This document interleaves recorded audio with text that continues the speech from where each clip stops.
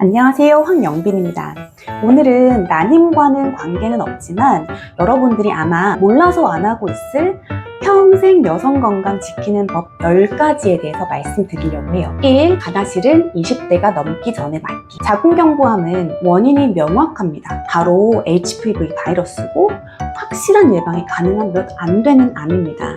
이 백신은 성관계 경험이 생기기 전, 즉 20대가 되기 전에 접종하는 게 가장 효과가 좋습니다. 왜냐하면 어릴수록 면역 반응이 더 강하고 항체 생성률도 높기 때문인데요. 물론 30대 이후에 맞는다고 해서 효과가 없는 건 아닙니다. 성생활이 시작된 이후라도 추가 감염을 막거나 항체를 확보하는 데 의미가 충분히 있으니 늦었다고 생각하지 말고 꼭 맞으세요. 2. 성인이 되면 1년에 한 번 자궁경부암 검사하기. 자궁경부암은 정기검진만 잘해도 예방과 조기 발견이 가능한 암입니다. 우리나라에서는 성관계를 시작한 이후부터는 매년 한 번씩 자궁경부암 검사를 받는 것을 권고하고 있는데요. 매년 받는 게 가장 좋고 3번으로 그게 힘들다면 최소 2년에 한 번 하는 공단 자궁경부암 검사라도 받는 것을 추천드려요.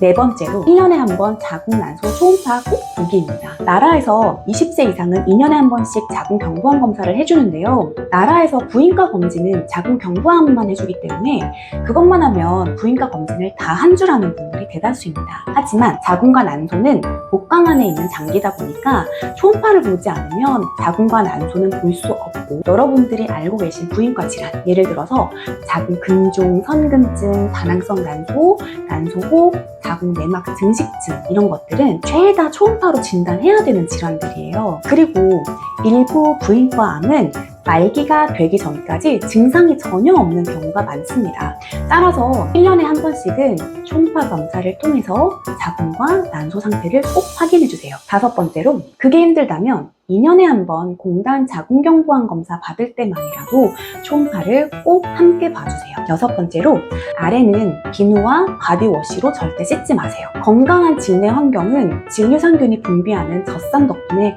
약산성으로 유지되고, 약산성 상태에서는 병원균 증식을 억제하고 면역이 잘 유지되는 이상적인 상태입니다. 하지만 일반 비누나 바디워시는 대부분 염기성이어서 질유산균이 생존하기에 불리한 환경을 만들 수 있고, 이로 인해서 질내 미생물 균형이 깨지고 질염균들이 증식하기에 아주 좋은 환경이 될 수 있습니다.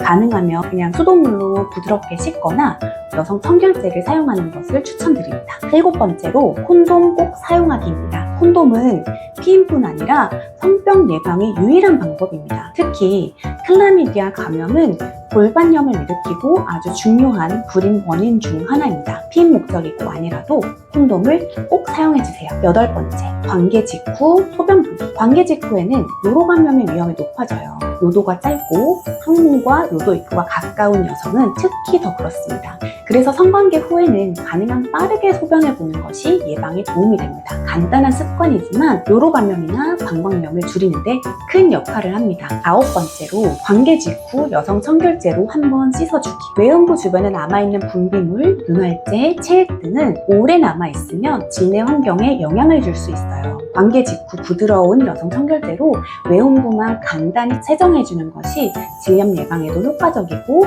청결을 유지하는 데 좋습니다. 열 번째, 생리가 3개월 동안 미뤄지면 꼭 산부인과 진료를 하러 오세요. 스트레스나 체중 변화로 생리가 늦어질 수 있지만 3개월 이상 무월경이 지속된다면 꼭 진료를 보셔야 합니다. 배란 없이 3개월 이상 무월경이 지속적으로 반복되면서 쌓이면 자궁 내막암 발병 위험이 높아지거든요.